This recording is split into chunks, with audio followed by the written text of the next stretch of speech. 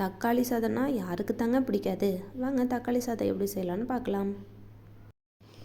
Mixie jar எடுத்து ஒரு 8 பல் பூண்டு, இஞ்சி ஒரு பெருவிரல் சைஸில் தோல் உரித்து வாஷ் பண்ணி கட் பண்ணி போட்டுக்கலாம். பட்டை ஒரு 4, சோம்பு ஒரு 4 டேபிள் ஸ்பூன், கிராம்பு ஒரு 3, கசகசா ஒரு 3 டேபிள் ஸ்பூன் போட்டு ஒரே ஒரு வரமிளகாய், உங்களுக்கு என்ன வேணும்னா காரத்துக்கு ஏற்ப நீங்கள் வரமிளகாய் சேர்த்திக்கலாம். அதை தண்ணி ஊற்றி நல்லா பேஸ்ட் போல் அரைச்சி வச்சுக்கலாம். இப்போ குக்கர் வச்சு ஒரு 2 டேபிள் ஸ்பூன் எண்ணெய், உங்களுக்கு வேணும்னா நெய் கூட ஊற்றிக்கோங்க.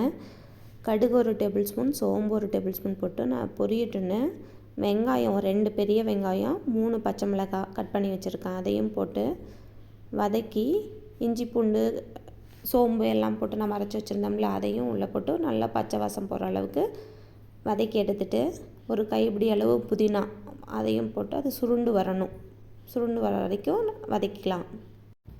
நான் தக்காளி ஒரு 8 பழம் போட்டிருக்கேன். இந்த டம்ளரில் நான் ஒரு 4 டம்ளர் அரிசி எடுத்திருக்கேன். 1 டம்ளருக்கு 2 தக்காளி, மொத்தம் 4 டம்ளருக்கு 8 தக்காளி எடுத்துக்கிட்டேன். அதில் உப்பு மஞ்சள் போட்டு நல்லா வதக்கிக்கலாம்.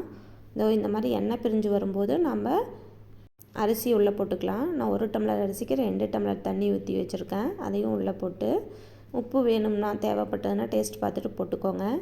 நல்லா கொதி வந்தோடனையும் கொத்தமல்லி தழை தூவி 1 டேபிள் ஸ்பூன் நெய் ஊற்றி ஒரு கொதி வந்தோடனையும் குக்கரை மூடி வச்சிடலாம்.